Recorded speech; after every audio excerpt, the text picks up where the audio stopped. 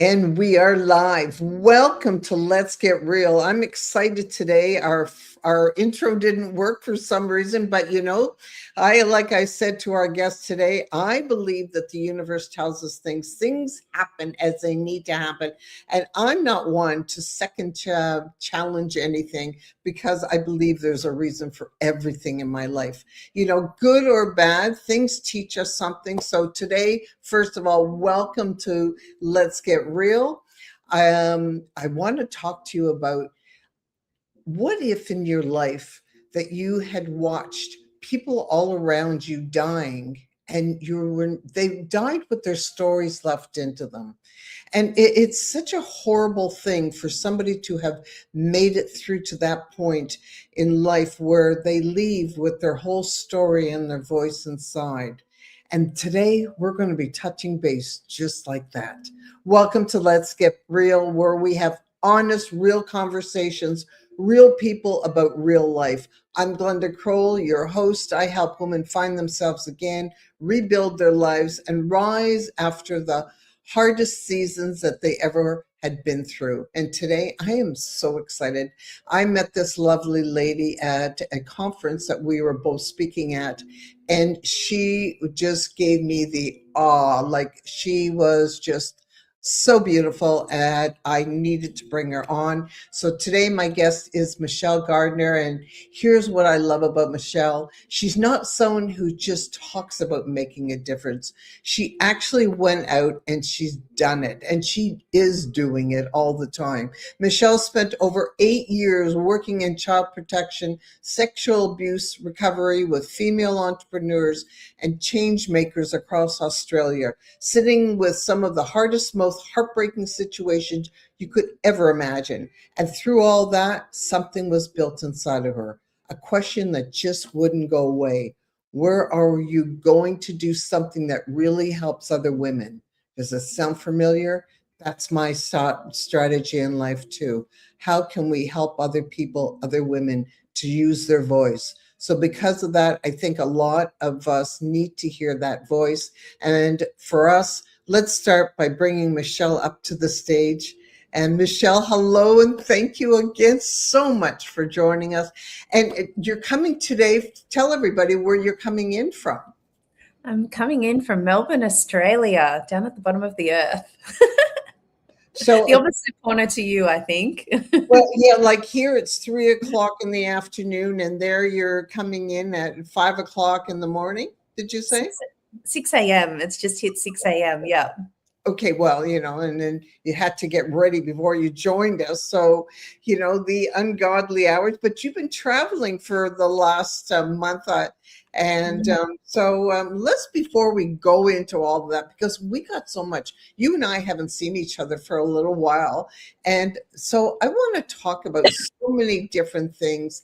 And I know we're going to hit on your Aspire series. We're going to talk about all that.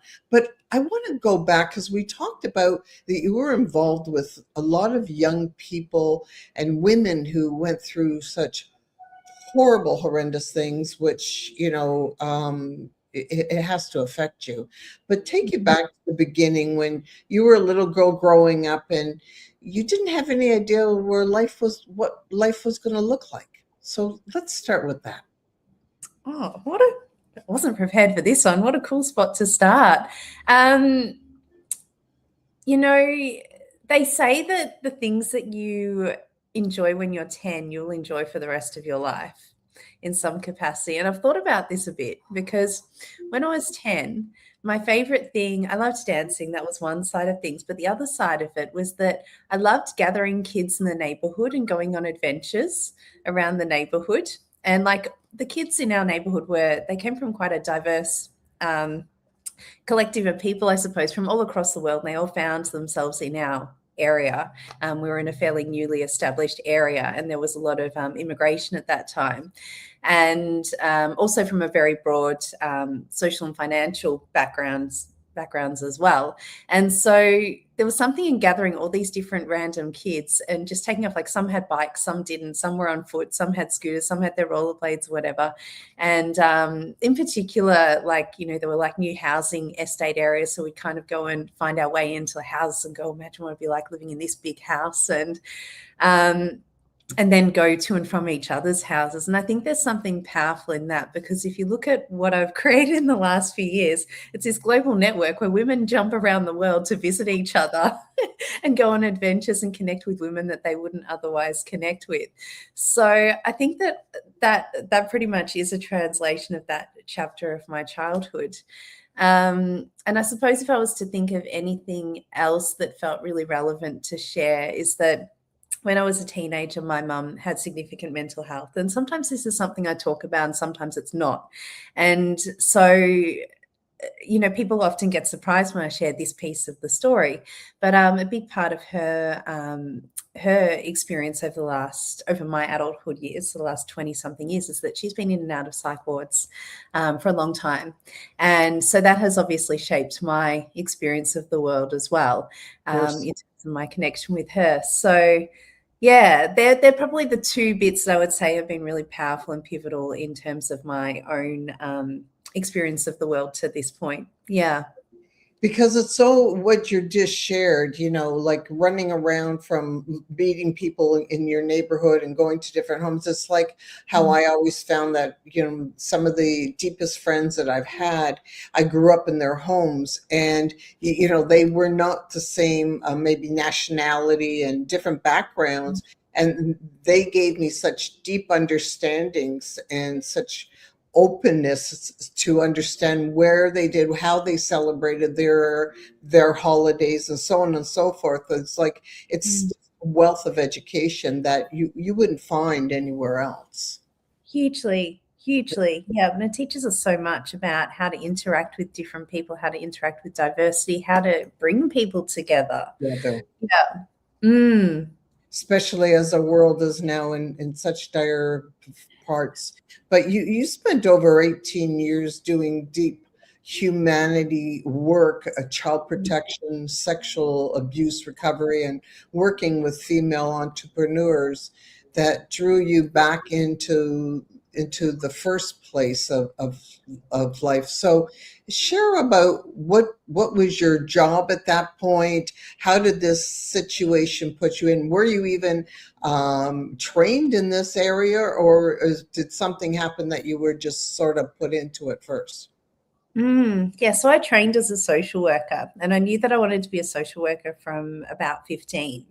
And so like it was largely my work background. And, you know, I studied child psych, studied narrative therapy. I'm almost finished my master's in narrative therapy, and coaching and all of these other things. So for a long time, that was my lens of the world. And I thought that I would stay in the trauma-related space for forever. I was super passionate about it, loved it, loved working with young people that had a lived experience of out-of-home care, and really just followed the questions through my own career. In terms of when I started and I was doing the front end child protection stuff in a pretty high risk kind of location, a big part of my question was like, you know, we're making these huge decisions for kids and young people. Like, what's the long term impact of that? And then through that, I ended up doing long term work with kids in foster care. And at that point, I was like, how can we work more creatively with kids that have been in care, and also how can we make sure they have better outcomes when they become adults? And then I ended up working for an organization where the focus was about, it was literally called Create Foundation. And it was about coming up with creative and innovative ways to work with young people, but to give them a voice and to help them in that transition into adulthood, in terms of helping to share their story and helping to advocate for change at a policy level. So I was doing a lot of work around putting young people on stage and in front of ministers, commissioners, and CEOs, and doing lots of high-end advocacy stuff and getting those two bodies of people into the same space and going, how do we do this better? Which ironically ended up being the pathway into working with female entrepreneurs. And something I learned is that kids that have been in out-of-home care and female entrepreneurs in many ways are not actually that different. At the end of the day, as humans, we all fundamentally want the same things and care about the same things. It might show up differently, but we're not actually that different. So what did those years teach you about people? Yeah, it's funny because when I studied coaching, I was told that I needed to drop the title of social worker and claim coach fully. And that's what I needed to do to be successful as a coach. And at that point, I decided to separate myself from coaching because social work had been such a powerful part of my background. And what I see is that it's the roots. It's the roots of my work, and it forever will be. And I want to remain connected to that. And I always lead with the fact that I'm primarily a social worker and I've done all of this other stuff, because I think that, anyone can show up and say that they're a coach in this day and age, but to say that you have sat with people at the point where you have the power to hand over some paperwork and say, we're actually removing your kids right now, and to sit with them in that moment, like, that is such a sensitive and tender moment. And the spaces and the conversations that you have and the situations that you navigate are completely untapped, and I think completely unparalleled to what most people go through in their lifetime. So I know that you spoke about the origin story that I have on my website and you wanted to speak to that. If I can draw that in. Absolutely. That relates primarily to a young woman that I actually didn't meet her one-on-one, but I saw her speak on stage, and it was at her debutante ball, which was for the state commissioners' debutante ball. They once every couple of years they would put on a ball for the kids that have been in out-of-home care. And this woman was she was only, I think she just turned 18, and she was towards the end of her care time, and she was talking about how she wanted to be a female entrepreneur, how she wanted to, travel the world. She wanted to do this and this and this and this, and she wanted to be an inspiration and a role model for other young people that have been through tough things, and to teach them that it's okay. We can get through tough stuff and we can really make something for our lives. And I always get really tender when I think about this story. And it's something that I've just recently circled back to as well. And so the thing is that in where I'm from, the law has changed now. But at that time, the law was that the day that young people turn 19, like, all care support would be removed from their lives. And then they're independent adults and they should be able to take off on their own 2 feet and live adult life successfully. And what happened for her was that when the support got pulled out from underneath her, she ended her life. And I know that there are a lot of us in the system that at that point that were just really, really strongly impacted by that. And I was impacted by it because I felt that woman could so easily have been me. She could have been any woman. And I think so many women who follow you will resonate with that in different ways, whether it's because of a divorce, whether it's because of family circumstances, whatever it is, a job. So easily the support can be ripped out from underneath us. And when it does, how do we hold ourselves? How do we rebuild? How do we navigate that? Is super, super important and super powerful. And that ended up being one of the pathways through to me going, actually, there's something more that I've got to do on this planet. What I'm doing is important and what I'm doing is impactful. But what do you do when, firstly, you outgrow your female role models? You have a choice. You either become the role model or you find new role models, or you do both of those things. But I think at that point I was in my mid-30s, and there was definitely a transition point where I went, actually, where am I holding myself back, and what more can I actually be doing in this lifetime? And at the end of the day, what really matters, Well, when you look back at a young woman at the age now, I've raised 2 children, and I've had many kids running through my house during those years. And I tended to be everybody's mom. And when you're going that you see that even at 18, when the system pulls them away, and I know because I have a story of my son at 18 when he went onto his own, and they're not ready emotionally, mentally, physically. They're still children. They think they know it all, but they don't. And to it basically, when the system pulls them out and says, okay, you're free to fly, and that's really what it is. Well, you haven't gotten your wings yet.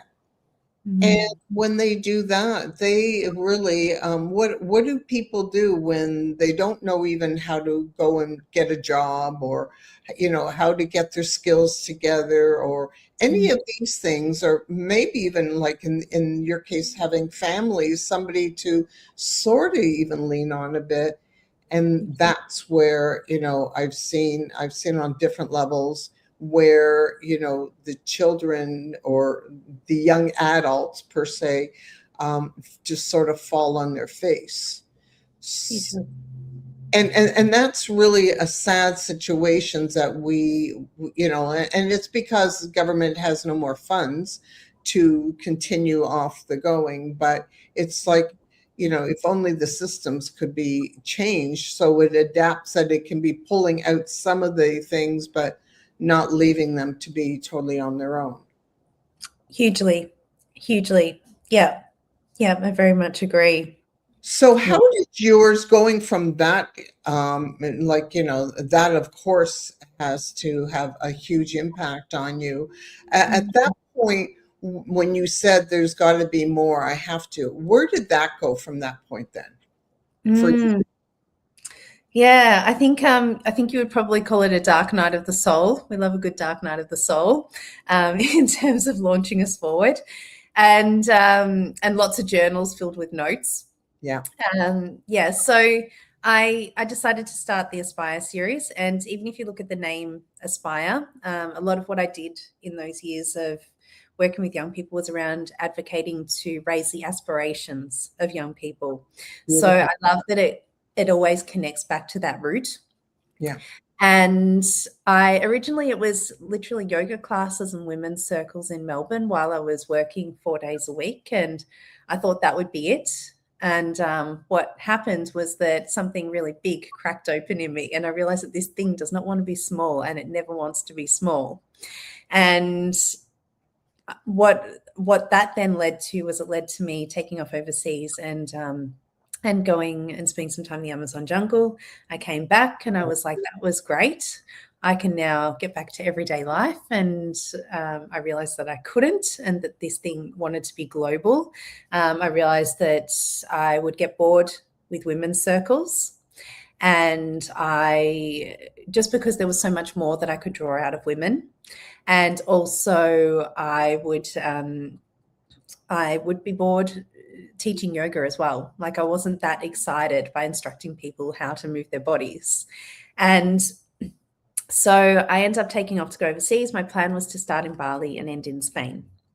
And yes, and the problem was that I left at the end of January 2020. So I got to Bali, and long story short, the world essentially shut down. I decided to stay there because at that point we thought it would be 2 months. And I just went, it's actually easier just to ground myself. I'm happy here. And then I can take off and do my adventure. And so that 2 months ended up being 2.5 years before I could take off.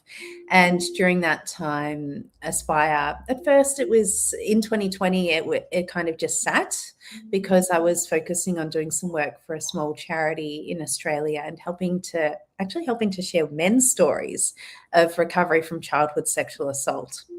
And once that was completed and we decided to close that charity, I then shifted into, I then was in this space where I think a lot of people resonate again, where I was like on the ground going, now what? What do we do? I'm not getting back to Australia in a hurry. Melbourne had the harshest lockdowns in the world. And I was like, what would I even do if I did get back? And I literally handed it over to the universe. And I was like, I need something to do here. Like, I know there's Aspire, but what does that even look like now? And what came back was this idea called 55 Faces. It came as seeds. I often say the universe doesn't hand you the complete picture. It hands you all the IKEA bits and you need to figure out how to put it together. And so this thing that came back was called 55 Faces. And originally it was literally just sharing one woman's story a day on social media. Each woman was answering 3 questions. And I made a Google Put that on social media? I did, but I didn't. I kind of put on social media that I was doing it, but what I did was I made a very simple Google Doc that just explained the concept, and I made a list of 100 women I knew. I decided I wanted it to be global, and I just went, who do I know in different parts of the world that I can tap into that makes this global to begin with? Okay. And that's a great point of advice for people that want to go global. And so I literally just sent that off. And what happened was a whole bunch of women came back immediately and said, yes, we want to be a part of it. I had women that I'd never met before jumping in my inbox saying, we want to be a part of it too. And I had women coming to me with ideas saying, why don't you make this a book? Why don't you do this or that or whatever else? And at the time, being in Bali and with my social work background, I really strongly felt that whatever I did, I needed to also do an impact version of it on the land where I was. It was around the time that the Black Lives Matter conversation was really loud. And I was like, how does this actually impact in Bali? If we look at mass tourism, what's the impact of this on this land here? And so big internal dialogue going on there. And so I decided to create one version that was global, one book that was global, and for that to support a second book that had all Balinese and Indonesian women's stories. And each book had 55 women. The significance of the number 55 is that it stands for significant change aligned with soul purpose. And so there was something in it and something in the essence of the questions that each woman responded to that brought her on purpose. And those 3 questions / statements were, this is who I am in the world. This is the next story I want written for women. And this is the next story I'm writing for myself. So really on purpose in terms of who am I, what am I here for, how does that relate to the broader collective, and what am I actually going to do about it?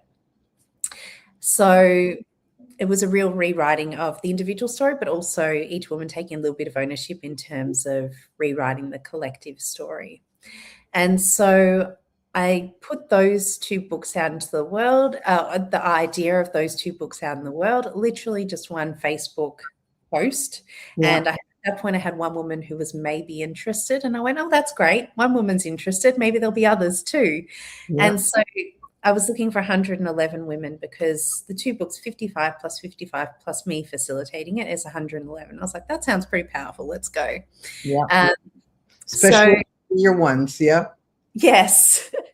Yeah. So I put that out and created those 2 books, and women loved it. Women jumped on board.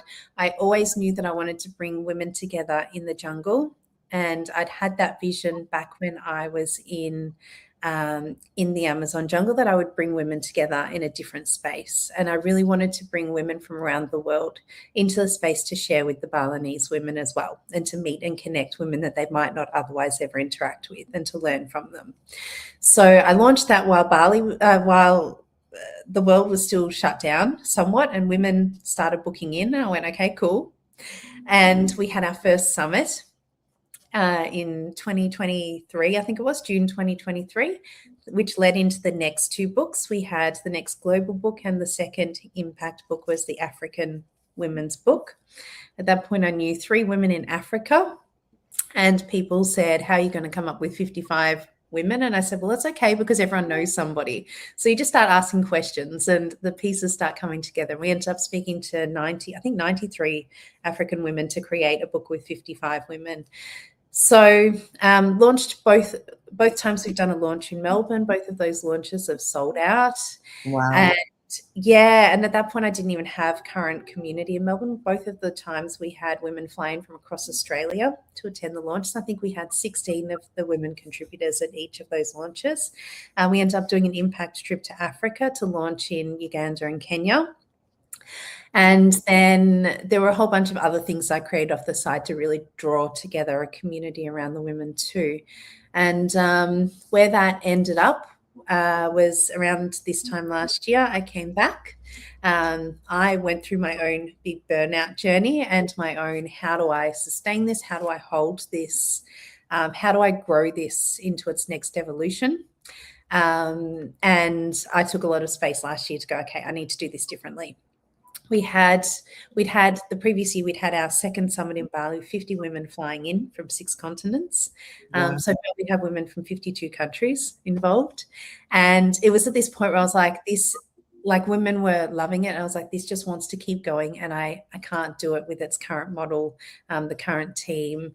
All of the things I had in place just weren't going to take it where it needed to next go. So as I said, took a lot of space last year, had a third summit in Bali, which was just magical, beautiful soul food. The most heart-centered women came together for it. And I'm now at the point where I'm ready to and starting to relaunch the next evolution of Aspire. So the summit, I decided I would keep as the bud, and because I absolutely love the summit and I love does for women and how it brings women together. And then I decided to recreate everything around that. So part of that was that I decided to complete out the 55 book series. I will do one more book so that there are 55 books and call it a complete series. But now I'm transitioning 55 into a community, but also a podcast of its own called the 55 Tribe, and it will be aligned with the philosophy of the number 55, which wants to move fast, it wants to grow, and it needs to happen in a way that can be mobilized quite quickly, whereas the collaborative books take time. They take time, and we need let me stop you right now because you're throwing so much out there, and it's so amazing. I'm so in awe, and you know, the work that you're doing is absolutely beautiful. So you're talking about the Aspire, and all these women come together. So what kind of a transformation do women go through when they go inside of it and become part of this? Yeah, for the summit specifically. Yeah. Well, part of you know, like even listening to the stories and trying to decide on which stories that you're going to be showcasing, because sometimes, you know, like you know, when I listen to stories from people on here, it's like, wow, how do I, you know, how do you bring on enough people? So, you know, especially with this, but you've also, there's a whole thing of when women come together, and I don't know about men because I've never been part of that, but there's something really magical when women come together and they're part of something. Yes. I think there are a few different things at play.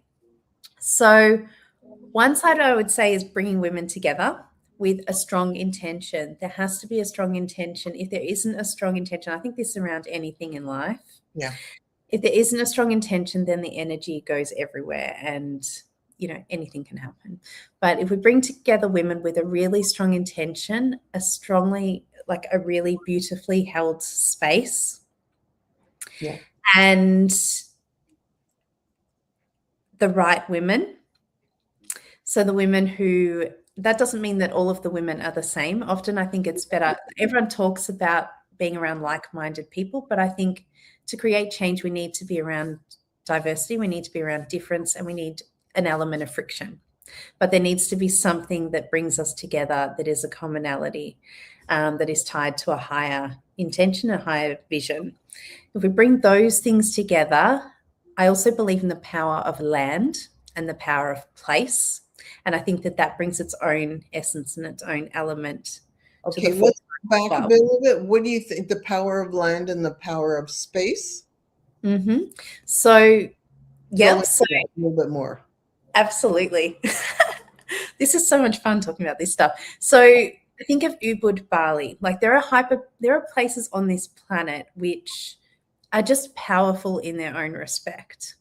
So we've got women that are powerful. We've got women with a strong intention that are powerful. We've got particular places that are powerful. And Ubud is one of those places. The word Ubud means medicine. It's a healing place. I know that when women come together for the summit, it heals something, both individually for those women, for the group of women who are there, but also on a broader collective scale as well. It definitely shifts something. So we can talk about, you go and you rock up at an event and you speak at it and you're like, yeah, cool, I did that. It's about something so much more than that can't actually be articulated in words and language.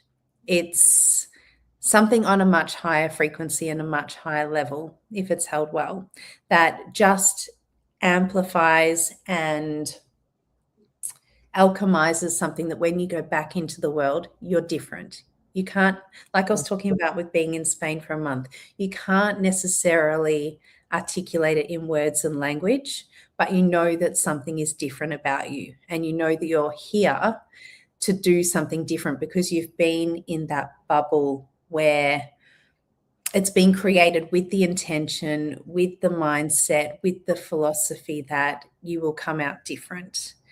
And for the summit, I say it's almost like the summit of a mountain. So it's not like you just go, yeah, cool, I'm rocking up an event. It starts at 9 a.m. on Tuesday and ends at whatever. It's the second you say yes to the thing is the second that things start shifting.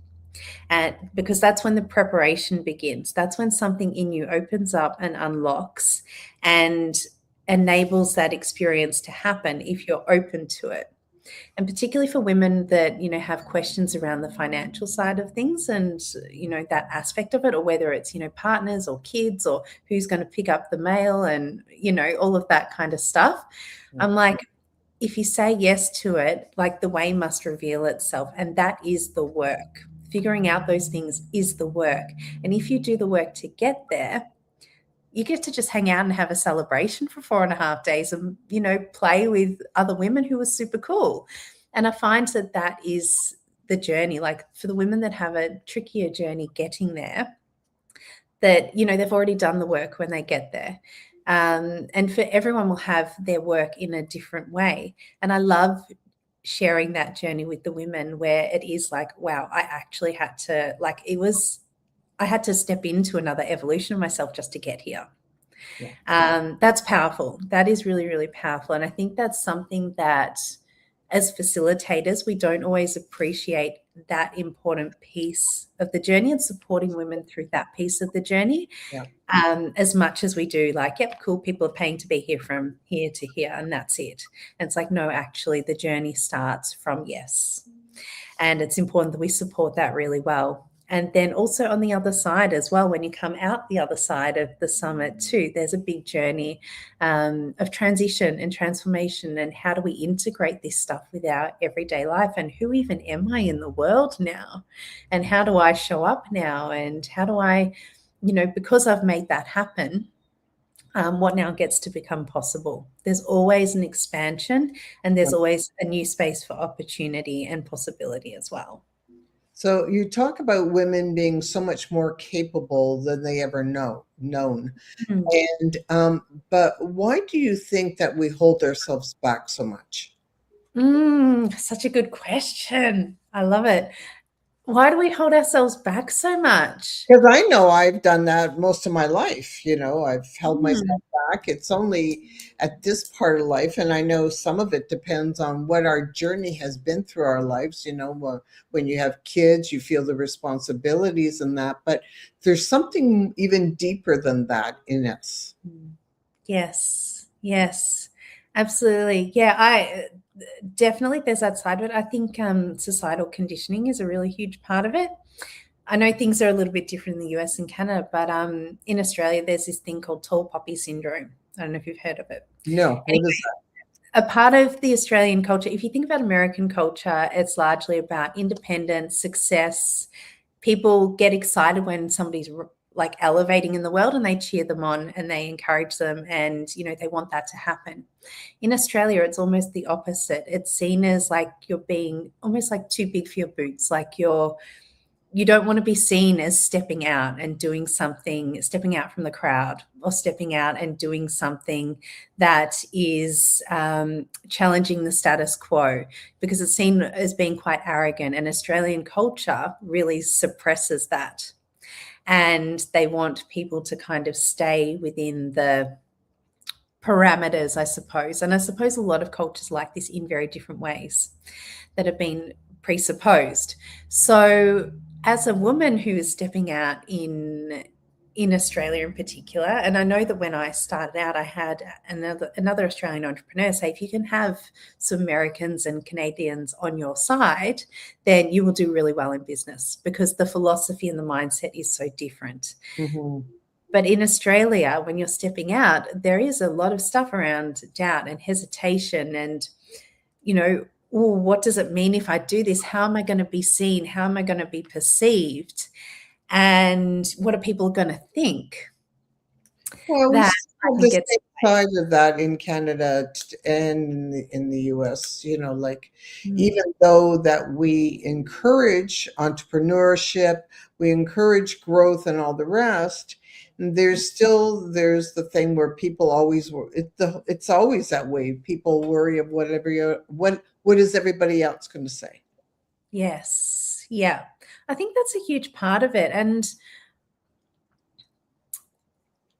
I think there's that side. Another side that I care about a lot as well is I think for women in particular, trusting ourselves, trusting who we are, trusting our wisdom, trusting what we bring to any kind of situation is really big, and trusting our intuition and our judgment, where often I was speaking about it on a panel at the end of last year, we've existed in situations where it's like for a man, if a man meets a man in business, like they see each other as being pretty much equals, and then there's this middle ground that they negotiate.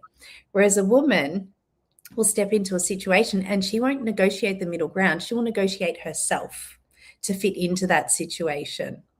I think there's something really powerful in that and in owning who we are and what we have to bring to any situation, and that there is enough in that within itself without having to negotiate who we are. I think there's something powerful in that too. Yeah. But don't you think that you get to that point, like, you look at yourself, who you are now, Mm. and you're not the same woman that you were 20 years ago. And you've come to a point now, like the journey that we're all leading right now. Now, you're considerably younger than I am. I think, and so, like I look at this now in my mid 60s. Yeah. And it's like, your journey gives you that wisdom. Your hurts and your losses have taught you like oodles of, you can't even, you might have lost, let's say you lose $100,000. Well, that lesson was probably $1 million lesson. Mm. And you really look at things of what we go through. But that's part of the journey as you age of, like, I believe at this point in my life, I believe I'm a wise woman because I have gone through and lived so much through my years. Yeah. So, and we from that, those things don't always, well, there's tons of different women, of some having the confidence of moving forward, and some, those things that knock you down sometimes keep you down. Mm. Hugely. Right. Hugely. And Yeah. so now meeting these women and you're coming together, are you dealing majority with these women that have articulated that their growth within them? I'm sure that there are women that, I don't know what age bracket you're dealing with when you're bringing all these women together. But what is their outlook or their mindset at that point? Yeah. There's so much in there. Firstly, I want to say that, when you say you're a different person to 20 years ago, I think I'm a different person to 2 weeks ago. Okay. But I think that's part of the journey. But yeah, it's a matter of what you've experienced through that time. totally, totally. So, what is the common thread for the women is what you're saying. Firstly, I'll say that the women that I work with are incredibly diverse in terms of, as I said, women, I've worked with women from 52 countries so far. But also, you know, I think the youngest women to be involved with Aspire has been about 15, and the oldest is 85. So Yeah. in terms of age, it's a huge demographic. Yeah. I would say that there is a point, I would say a lot of women are around their 40s and 50s. And I think there's a big transition point that women go through in their 50s as well that has them go, now what? Now what do I do? Who do I want to be in this world? I now have a whole plethora of opportunities and I don't know what to do. And I think that's a point when women step into entrepreneurialism.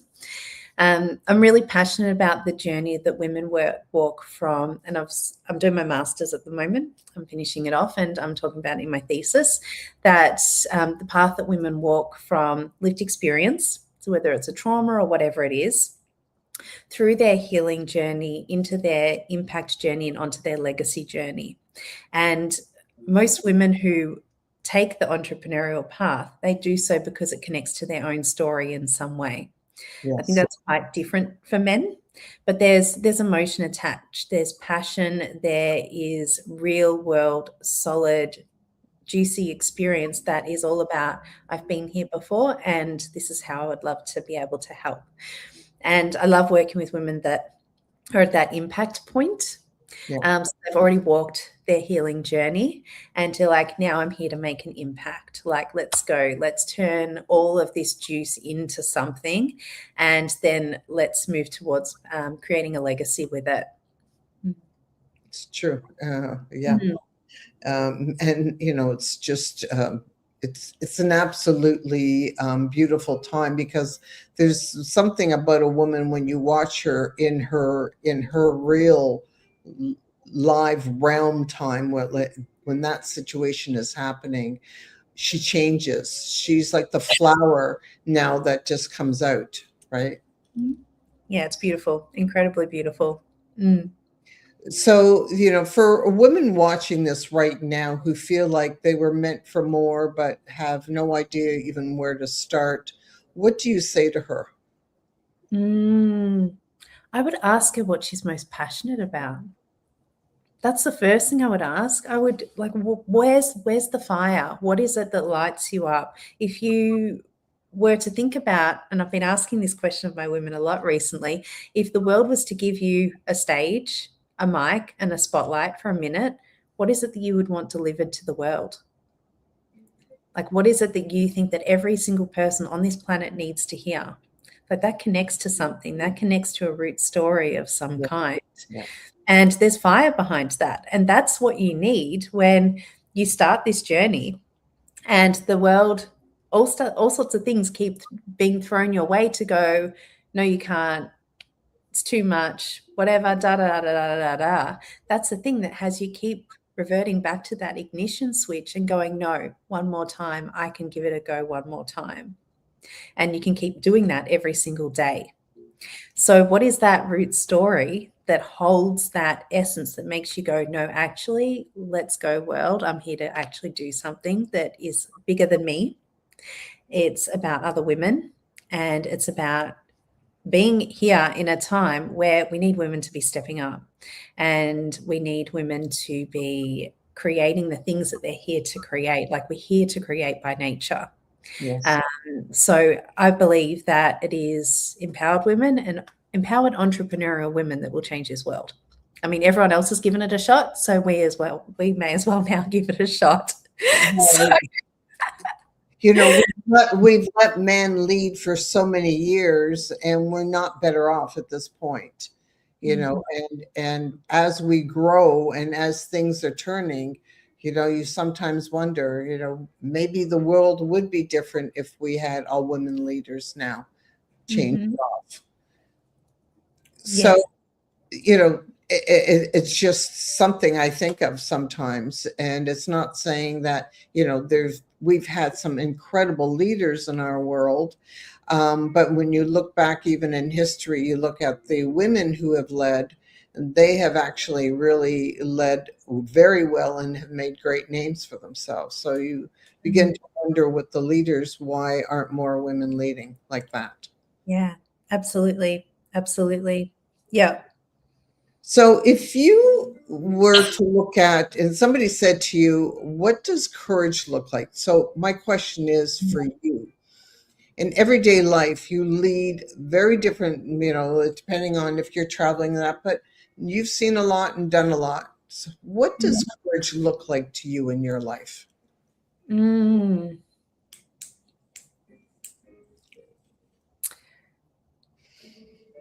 The first thing that comes to me is the courage to look inside, because Ooh, whenever something, right? Whenever yeah. Wow. something's Yeah. working on the outside, like what's going on inside? Like usually there's something going on inside that has been touched or hasn't been attended to or whatever. It usually comes back to what's inside. And we can expand out into the world as far as we can, but we've also always got to have a point where we let go of all of it and we come back to here. And we then use that as a space to begin again. I think especially as creators, because when we're creating, we're not just sitting there and sending emails and putting content together and blah blah blah. We're creating worlds that we invite people into, and those worlds begin with us and they need to end back with us again as well. And we need to make sure that those worlds are clean and wholesome and pure, and that we are tending to ourselves as at the forefront of that, because everything that comes out of here will be radiated to us in our creation. So that's the first thing, and it's super courageous to do that. It's super courageous to go, I'm going to expand myself into this whole world that people get to be a part of. There's that. I think it's courageous to have really tough conversations.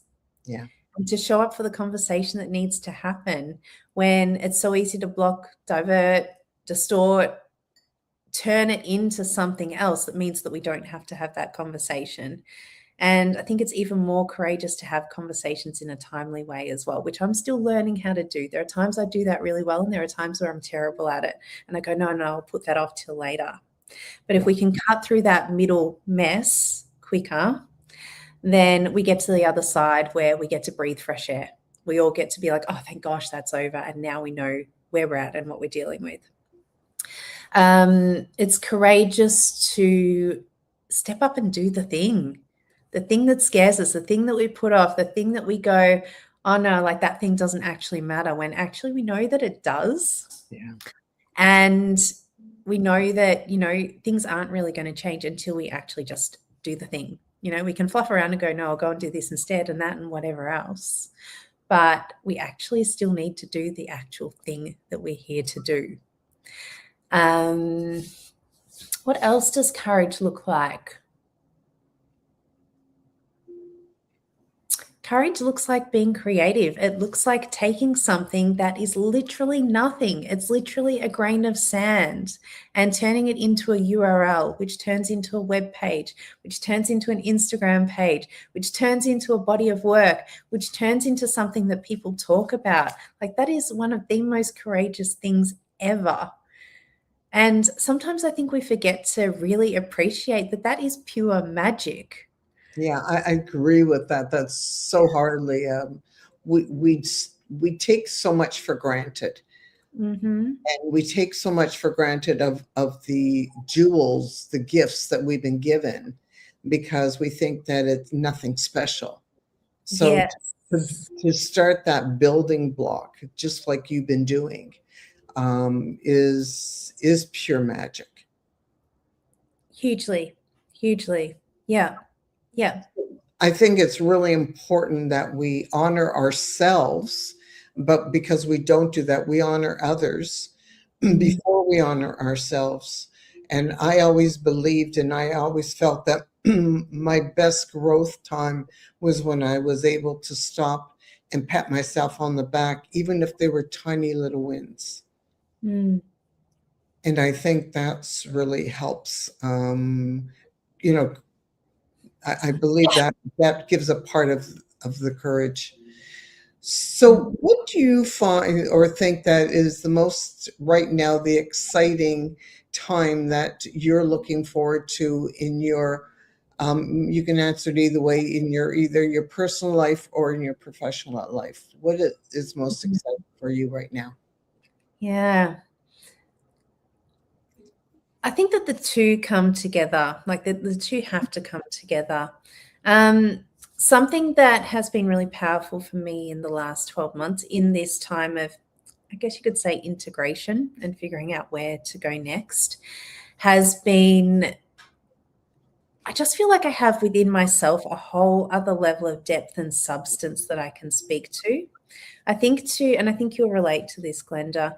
We can speak to one side of the journey and go, yeah, cool, I've done all these things and got the accolades or whatever. But then to be able to speak to the other side as well, and to then, and you know, the law of the universe is that equal and opposites, like you must have equal parts of both sides of the continuum, to then be able to gather all of that and hand it to the world and go, you know what, this is everything that I come with. And to have the courage and the tenacity and the braveness to do that as well.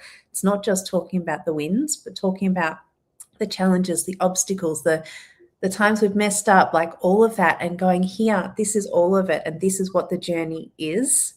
That's what I'm really excited about. And I'm excited about I don't know the exact word for it, but it's depth and substance. That's as far as I can get with it. But I feel like it's a deeper word than that. I'm Mhm. excited for the wisdom, the maturity that comes with that. That feels really, really good right now. So there's that side of it, which is, it might seem like a little thing, but that infiltrates everything. Yeah. So there's that side of it. Personally, I'm excited to be back in Melbourne right at this moment and just in my little groove.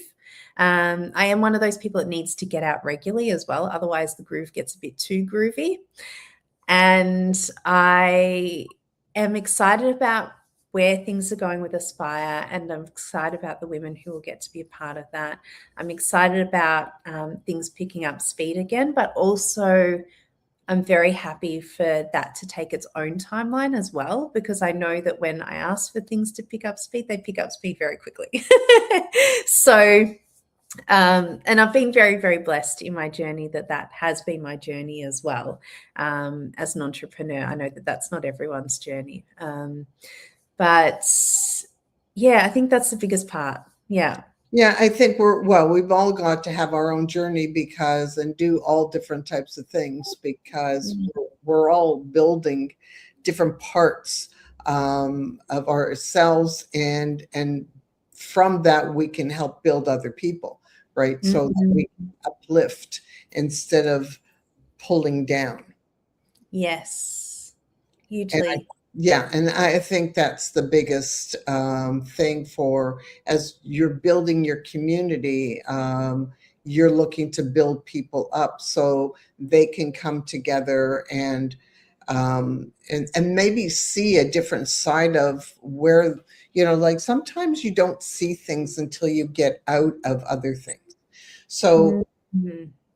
to come out to come out to your event, or that when you step away from where you are, you don't realize what some people of where you've been in until you get out.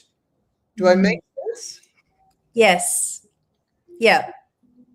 And I think that is really also helps a person when they're looking at changing or building their life, and giving them their own self permission to start looking inward. Mm. Yes. Yeah. I guess it's not often the wisdom that you would get on something like this, right? Is that, you know, the first and the most courageous thing you can do is keep looking inward when the world wants your attention. Everybody and everything wants your attention, right? I think through the years of doing a lot of my own healings and going through a lot of things, when things happen, sometimes I'll step back and I'll say, why am I going through this? Or what is this that's going on in my life?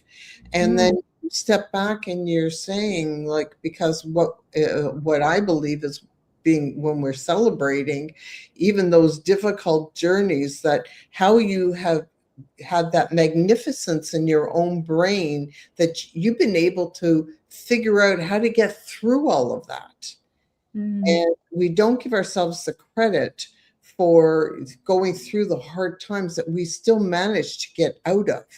Like I always believe we always do. Like I believe when things happen to really challenge, I know in deep in my heart, I always say, I don't know how, but some way, somehow, I am going to get through this. That's my Yes. outlook. Um, but you know, and I don't look at it as in a negative way. I look at it as it's a challenge, and I kind of like challenges. It's just been part of who I am, and it's like we can all learn from those challenges instead of looking at it that it's pulling us downward. You know, we can look at that it's actually building us up. I very much agree. I very much agree. And how can I use this? Like everything is an opportunity to, Yes. it sounds really cliche, to learn and grow and share and etc. But I really believe that universal law where, you know, if you expand and you open up in one way, you cannot in the opposite way as well. And it's all about your capacity and what you're able to hold and what you're here to deliver. And if you're given more more space, that's not the right term either. Sorry, my words have escaped me now, Yeah. 55 minutes in. If you're given more space on both of those continuums, then when you come out the other side of that, imagine what you can hold. Imagine what you can create when that challenge is over. Yeah. And if we can be vulnerable enough to speak out, and that's the whole thing. You know, I remember when I was married, the first time the family were like, no, you don't tell people what you're going through.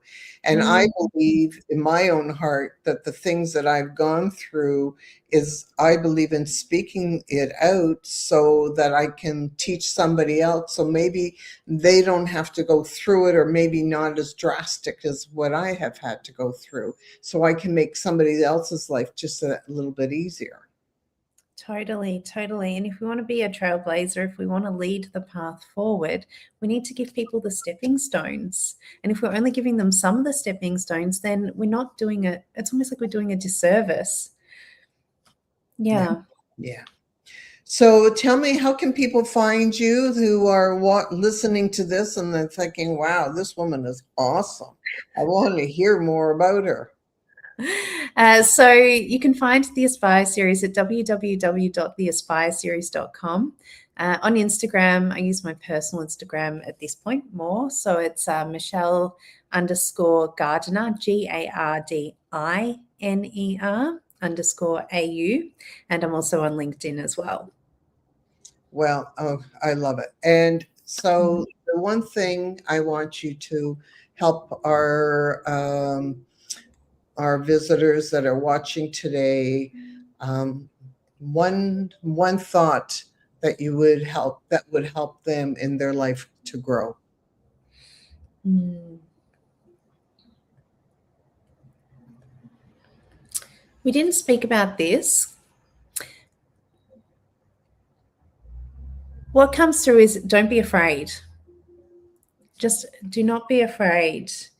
And if there is a space where you're like, do I step or don't I? Take the tiniest step, but just keep stepping. And in particular, don't be afraid of risk. I think so often we go, oh no, that's too risky, and we hold ourselves back so much. And you know, this whole journey is built on risk. We will never be able to step away from that. Yeah, don't be afraid. Well, that's huge. And I want to thank you because that's brilliant. And we also have to learn. Mm. Yeah, the other thing, as we mentioned a little bit earlier, is stop worrying what everybody else is thinking. Yes, yes. That's been really powerful for me in the last month or so.